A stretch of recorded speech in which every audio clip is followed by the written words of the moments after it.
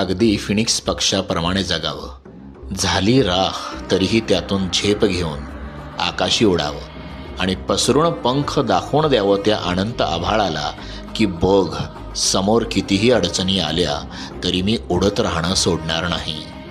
जितकी संकट तू माझ्या रस्त्यात आणत जाशील तितकीच उंच भरारी मी घेत जाईन आणि समस्त ब्रह्मांडाला हे दाखवून देईन की अंत अस्ति प्रारंभ.